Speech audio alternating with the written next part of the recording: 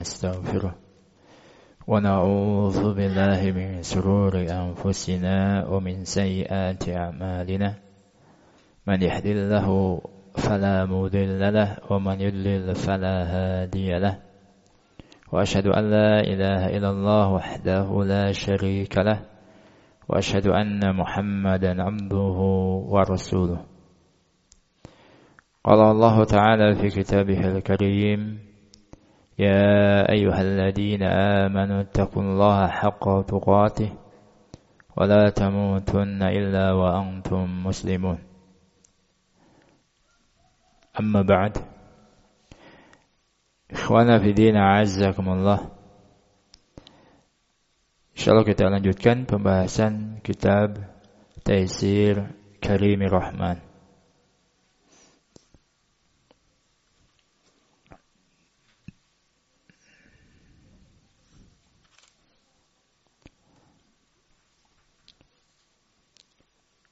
Pembahasan kita masuk ayat yang ke-60. Nah,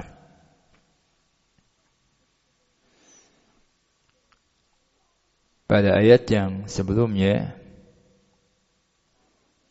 Allah Subhanahu wa taala mengatakan wa khalafa min ba'dihim khalfun adaa'us salata wattaba'us syahawat fasawfa yalqawna ghayya.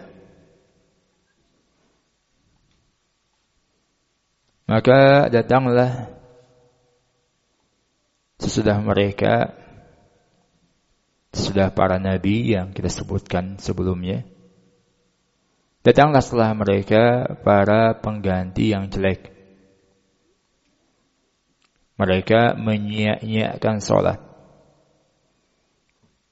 Telah dijelaskan makna menyia-nyiakan salat di sini. Apakah tidak melaksanakan salat sama sekali atau melaksanakannya akan tetapi tidak memperhatikan syarat-syarat rukun-rukunnya dan kewajiban-kewajibannya.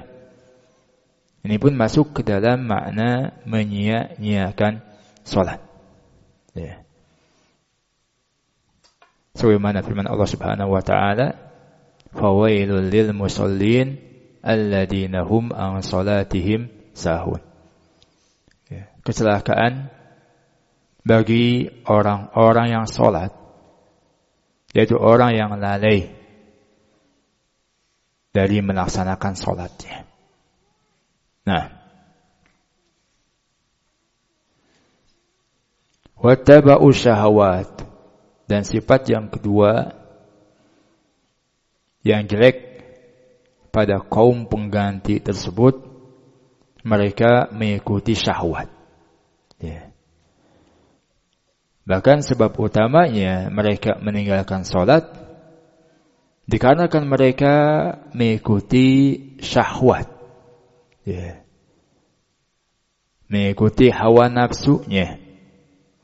Lebih mementingkan kehidupan dunia, keinginan dirinya dibandingkan hak Allah Subhanahu wa taala. Sehingga disebabkan mengikuti hawa nafsu ini, dia menyia-nyiakan hak Allah Subhanahu wa taala. Ini dua sifat yang sangat jelek. Menyia-nyiakan salat dan juga mengikuti hawa nafsu. Ya. Kita ketahui bahwasanya hawa nafsu ini pada asalnya memerintahkan kepada kejelekan-kejelekan. Inna nafsa la ammaratum bisu. Sesungguhnya hawa nafsu memerintahkan kepada kejelekan-kejelekan. Sehingga jangan kita mengikuti hawa nafsu, wala tattabi'il hawa. Janganlah mengikuti hawa nafsu. Dikarenakan tadi asalnya hawa nafsu memerintahkan kepada kejelekan-kejelekan. Kalau kita mengikuti hawa nafsu, kita akan terjatuh kepada sekian banyak kejelekan. Ya. Ini bahaya. Mengikuti hawa nafsu. Nah, bahkan di antara sebab kesesatan. ittiba'ul hawa. Mengikuti hawa nafsu. Sudah mengetahui kebenaran demikian dan demikian, tapi ketika mengikuti hawa nafsunya, dia menolak kebenaran yang dia telah mengetahuinya. Nah, sudah mengetahui yang lebih maslahat begini dan begitu, tapi kadang-kadang mengikuti hawa nafsunya, dia memilih jalan yang lain, yang di sana banyak kemudaratan dan kemudaratannya. Nah, sehingga Allah Subhanahu wa taala mengatakan, orang yang menyia-nyiakan salat dan juga orang-orang yang mengikuti hawa nafsu, fasawfa yalqawna ghayya. Maka dia akan menemui, mereka akan menemui adab dari kesesatan yang mereka lakukan. Nah, goya di sini telah kita jelaskan, ada yang berpendapat akibat dari kesesatan, hukuman dari kesesatan, itu adab dari Allah Subhanahu wa taala. Ada juga yang pendapat goya ini kesesatan.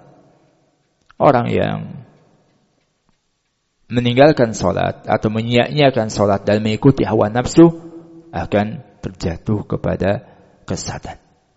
Nah, atau makna yang lainnya disebutkan tadi, dia akan menemui hukuman akibat dari kesesatan tersebut, yaitu adab Allah Subhanahu wa taala.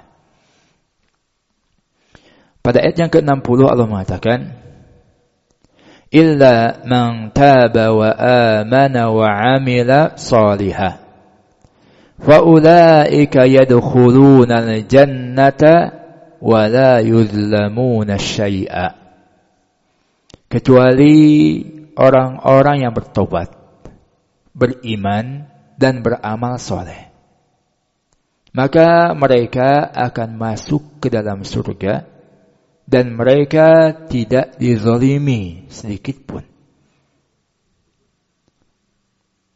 Qala Syekh rahimahullahu ta'ala fi tafsirih hadhihi al-ayah, thumma istasna ta'ala faqala illa man taba. Kemudian Allah Subhanahu wa taala memberikan pengecualian,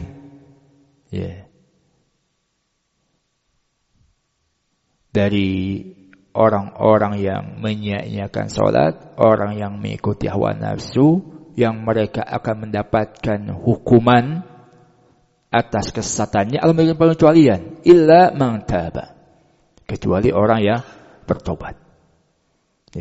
Anisyirki wal bid'ah wal ma'asi, bertobat dari kesyirikan, kebid'ahan dan kemaksiatan. Fa'aqla'a anha wa dandima 'alaiha wa 'azima azman jaziman alla yu'awidaha.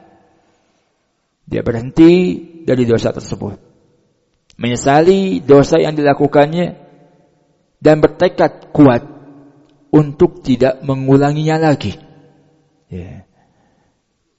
Ini merupakan syarat diterimanya taubat. Yang mereka diperintahkan oleh Allah Subhanahu wa taala untuk bertobat dengan taubat yang sebenarnya. Ya ayyuhalladzina amanu tubu ilallahi taubatan nasuha. Wahai orang-orang yang beriman, bertobatlah kalian kepada Allah Subhanahu wa taala dengan taubat yang sebenar-benarnya. Jangan asal-asalan taubat itu. Mengucapkan saya bertobat, tapi dalam hatinya tidak menyesal terhadap dosa yang dilakukannya. Ini bukan taubat yang sebenar-benarnya. Atau menyatakan saya taubat, tapi dalam hatinya berniat kalau ada kesempatan saya ulangi lagi dosa ini. Ini bukan taubat yang sebenar-benarnya. Atau dalam lisannya menyatakan taubat, tapi dia terus-menerus dalam dosa tersebut, tidak berhenti dari dosa yang dilakukannya. Ini pun bukan taubat yang sebenarnya. Syekh As-Sa'di rahimahullah ta'ala beliau menyebutkan taubat yang sebenarnya itu Yaitu taubat yang dia berhenti dari dosa yang dilakukannya. Dosa kan ada dua bentuk. Apakah meninggalkan kewajiban atau melakukan keharaman. Ini dosa.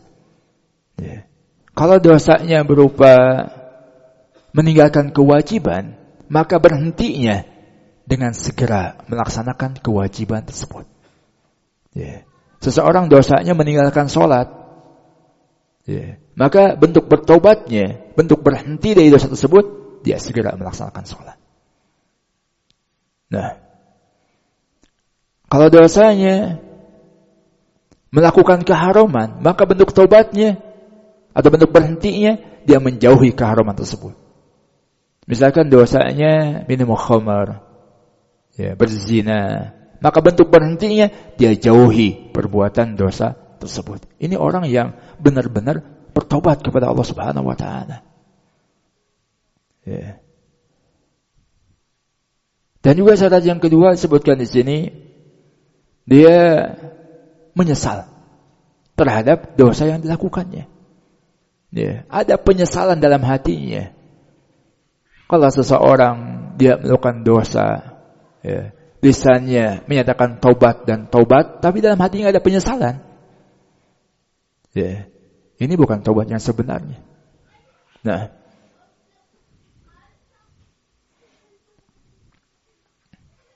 bertobat tapi dia merasa bangga. Orang yang benar-benar bertobat, dalam hatinya merasa penyesalan yang besar terhadap dosa yang dilakukannya. Kemudian juga bertekad kuat untuk tidak mengulanginya lagi. Ini syarat diterimanya taubat. Dalam artian kalau dia bertobat dengan lisannya, tapi dalam hatinya ada niatan, kalau ada kesempatan saya ulangi lagi, kalau ada kesempatan saya ulangi lagi. Ini bukan taubat yang sebenar-benarnya. Nah, sebenarnya saya ingin menambahkan dua syarat yang lainnya selain tiga syarat ini. Pertama, didasari dengan keikhlasan dalam bertobatnya. Dan syarat yang berikutnya, dia bertobat pada waktu diterimanya taubat. Nah, illa man taba, kecuali orang yang bertobat. Tapi kalau dosanya berkaitan dengan makhluk yang lainnya, ada syarat yang berikutnya, dia minta kehalalannya. Meminta maaf dikarenakan dia telah menzalimi yang lainnya. Dan dalam Islam ini sangat dihasung dan keutamaan yang besar bagi orang yang lapang untuk memaafkan kesalahan orang lain. Bahkan Allah sebutkan termasuk di antara ciri hamba-hamba yang bertakwa. Al-afina anin nas. Orang-orang yang memaafkan kesalahan orang lain. Dan juga Nabi mengatakan, wa ma zadallahu 'abdan bi'afwin illa izzah. Tidaklah Allah Subhanahu wa taala menambah kepada hamba yang memaafkan kesalahan orang lain melainkan kemuliaan. Akan ditambah kemuliaan oleh Allah Subhanahu wa taala. Orang yang lapang dadanya, mudah untuk memaafkan kesalahan orang lain. Nah,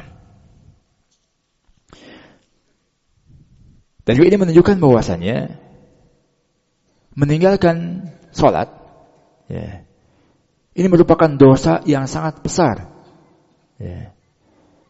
sehingga harus bertobat dari dosa tersebut.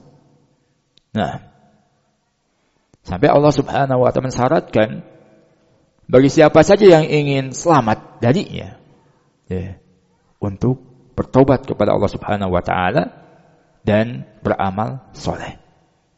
Nah,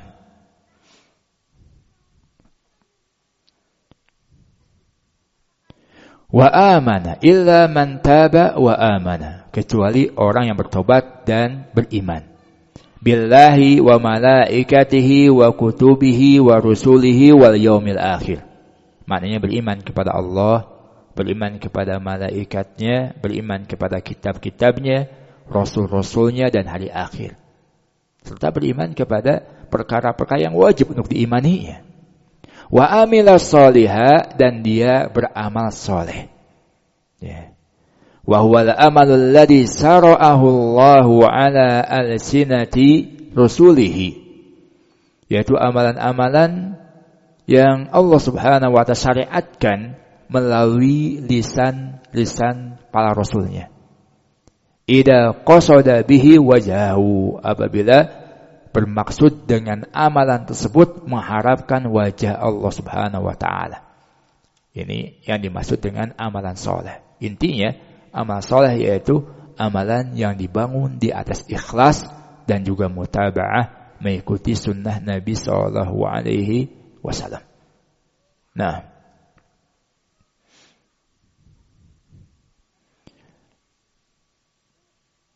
sebagaimana ditafsirkan oleh para ulama berkaitan dengan ayat alladzi khalaqal mauta wal hayata liyabluwakum ayyukum ahsanu amala. Dialah Allah Subhanahu wa taala yang telah menciptakan kematian dan kehidupan untuk menguji kalian, siapa di antara kalian yang paling baik amalannya. Ya. Kata ulama, makna yang paling baik amalannya adalah akhlasuhu wa aswabuhu, yang paling ikhlas dan paling benar. Maknanya paling ikhlas kepada Allah Subhanahu wa ta'ala, mengharapkan wajah Allah Subhanahu wa ta'ala. Dan paling benar maknanya adalah mengikuti sunnah Nabi sallallahu alaihi wasallam. Ya, ini makna amalan yang paling baik. Nah, bahkan disebutkan lam yakun amalun salihah hatta yakunu mukhlisan. Amalan itu tidak dinyatakan saleh sampai amalan itu didasari dengan keikhlasan. Ya. Wala yuqbalu ikhlas hatta yakuna sawaban. Dan keikhlasan tidak akan diterima sampai benar. Ya. Maksudnya mengikuti sunnah Nabi sallallahu alaihi wasallam. Ini syarat diterimanya amalan soleh. Ya. Dibangun di atas keikhlasan dan juga mengikuti sunnah Nabi sallallahu alaihi wasallam. Dan juga dari ayat yang kita bacakan ini menunjukkan bahwasannya ya, bukti kejujuran taubat adalah diiringi dengan amalan soleh setelahnya. Ya, illa man taba wa amana wa amila sholihah. Ini sebagai bukti jujurnya taubat seseorang, diiringi dengan amalan soleh. Ya. Allah Subhanahu wa ta'ala mengatakan wa inni laghaffarul liman taba wa amana wa amila sholiha summa tada. Ya. Dan sesungguhnya aku Maha Pengampun. Allah Subhanahu wa ta'ala, inni laghaffar. Kepada siapa? Liman taba wa amana wa amila sholiha. Bagi orang yang bertaubat, beriman, beramal soleh, summa tada, kemudian tetap di jalan yang benar. Ya. Nah, orang yang tadinya dia meninggalkan sholat, ya, karena mengikuti hawa nafsunya, atau dia tenggelam dalam kerusakan, kemaksiatan, keharaman. Kalau dia bertobat dan juga dia beriman dan beramal soleh, maka Allah Subhanahu wa ta'ala akan mengampuninya. Sebesar apapun dosa yang dilakukannya. Ya. Walaupun dosanya kesyirikan, kekafiran, atau yang lainnya, kalau dia bertaubat kepada Allah dan juga beriman dan beramal soleh. Nah, di sini juga dikaitkan antara iman dan amal soleh. Ya. Dikatakan konsekuensi dari keimanan adalah beramal soleh. Ya. Dan amal soleh harus dibangun di atas keimanan. Nah, amalan soleh yang tidak dibangun di atas keimanan tidak akan bernilai di sisi Allah Subhanahu wa ta'ala. Nah,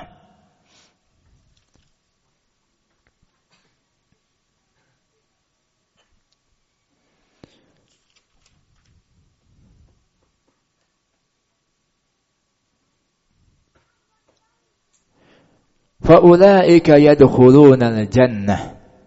Faulaika alladzina jama'u baina taubati wal iman wal amali shalih. Maka mereka akan masuk ke dalam surga. Mereka di sini adalah orang-orang yang menggabungkan antara taubat, iman dan amal soleh. Orang-orang yang bertaubat, beriman dan beramal soleh, yadkhulunal jannata, mereka akan masuk ke dalam surga. Nah, al-mustamilatu 'alan na'imil muqim, yang mencakup kenikmatan yang langgeng, yang abadi, wal 'aisis salim, dan juga kehidupan yang selamat, selamat dari berbagai macam kekurangan-kekurangan, kehidupan yang sempurna, kehidupan yang senantiasa terus dalam kebahagiaan, tidak pernah merasakan kesengsaraan. Kalau di dunia kadang-kadang kita bahagia, kadang-kadang kita susah. Nah, kadang-kadang kita berada dalam kenikmatan, kadang-kadang kita mendapatkan berbagai macam musibah. Itulah kehidupan dunia. Kadang senang, kadang sedih. Silih berganti. Tidak selamanya dalam keadaan senang, tidak pula selamanya dalam keadaan susah. Ada kalanya kita susah, ada kalanya kita senang. Nah, itu kehidupan dunia. Nah, kadang-kadang kita sehat, kadang-kadang kita sakit. Nah, begitulah kehidupan dunia. Adapun kehidupan akhirat, wal 'aisis salim, kehidupan yang selamat dari berbagai macam kekurangan-kekurangan. Tidak akan pernah sakit selamanya di dalam surga. Tidak pernah akan merasakan penderitaan selama di dalam surga. Terus dalam keadaan bahagia. Kalau di dunia mungkin kita kadang-kadang mendengarkan ucapan-ucapan orang lain membuat kita jengkel, membuat kita marah. Adapun di surga kita nggak akan pernah mendengarkan ucapan orang-orang yang membuat jengkel, marah. Nah,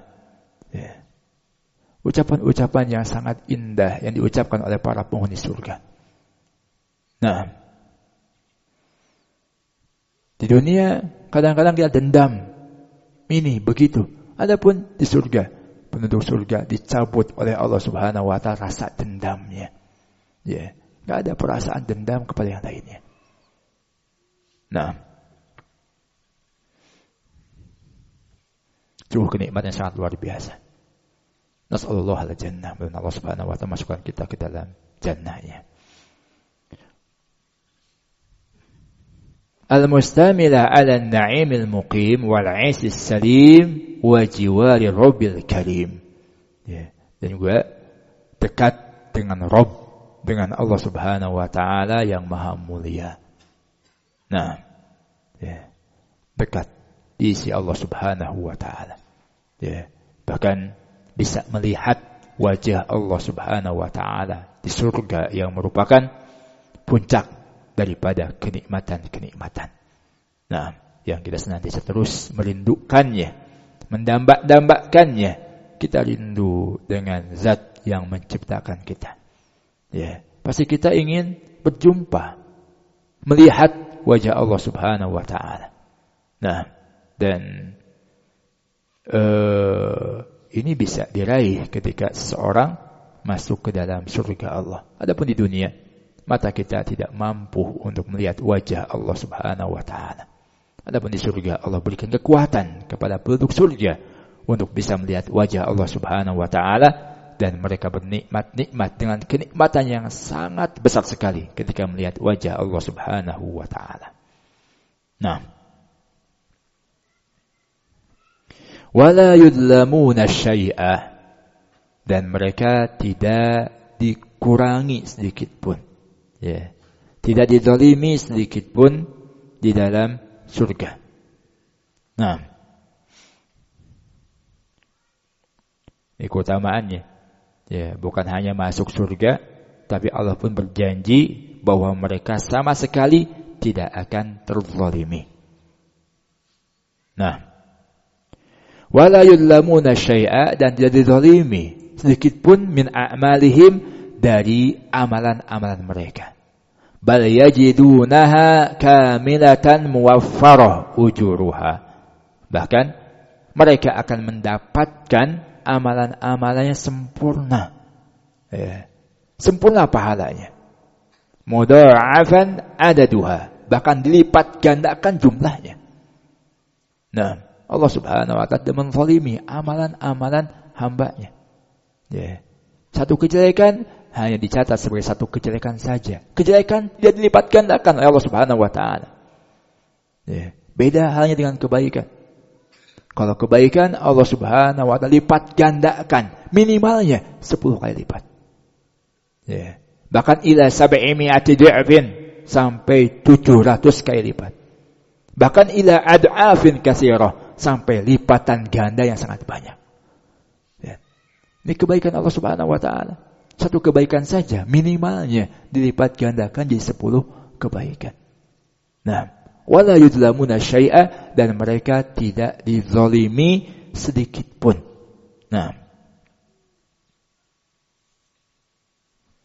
mungkin timbul sebuah pertanyaan. Nah, mengapa Allah menjanjikan hal ini? Mereka tidak dizalimi sedikit pun di dalam surga.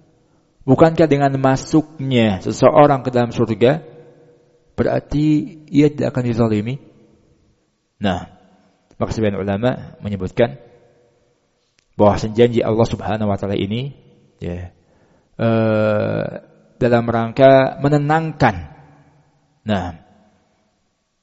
para kaum muslimin yang pernah terjatuh kepada dosa besar, yang telah bertobat dengan jujur, bahwa pahalanya tidak dikurangi oleh Allah Subhanahu wa ta'ala.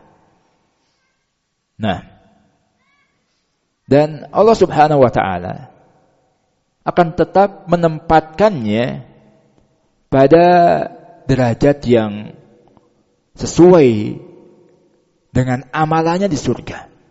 Nah, walaupun dahulu mungkin dia memiliki masa lalu yang rusak, yang kelam, dahulu dia pernah berzina misalkan, dahulu pernah musyrik, pernah kafir bahkan sekalipun. Nah, dahulu pernah mencuri, dahulu pernah membunuh dan sebagainya. Sekalipun demikian, kalau dia bertobat, beriman, beramal soleh, maka Allah Subhanahu wa ta'ala akan mengampuninya.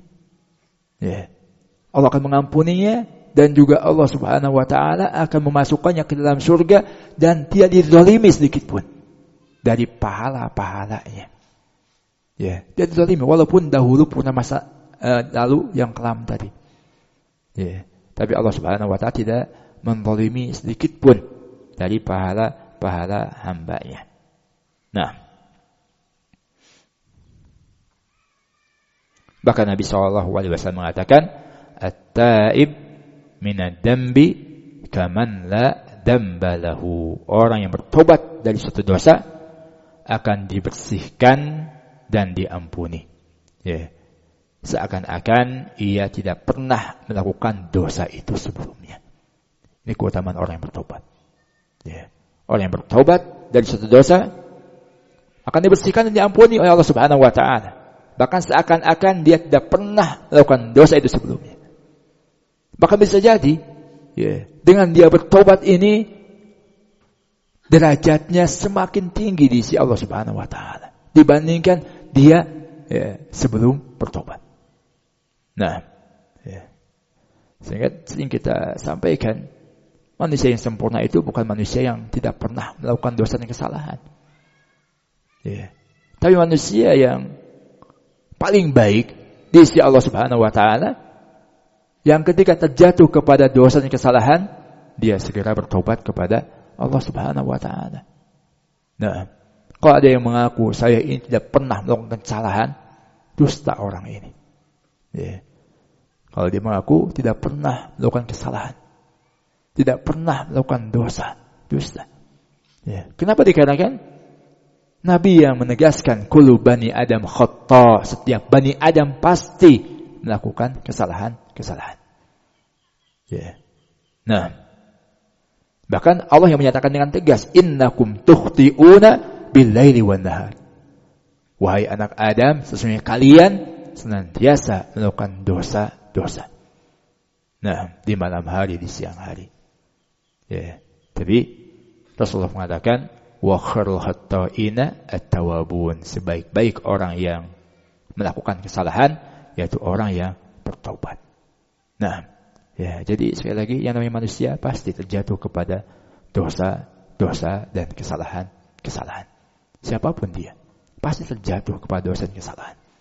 Nah, ya, tapi ketika dia bertobat dengan tobat yang sesungguhnya kepada Allah Subhanahu wa taala, maka dosa-dosanya akan dihapus oleh Allah Subhanahu wa taala, bahkan dia mendapatkan kemuliaan di sisi Allah Subhanahu wa taala. Wallahu a'lam bishawab. Naktafi ila huna. Insyaallah kita lanjutkan pada pertemuan yang lain. Subhanakallahumma bihamdik asyhadu an la ilaha illa anta astaghfiruka wa atubu ilaik. Assalamualaikum warahmatullahi wabarakatuh.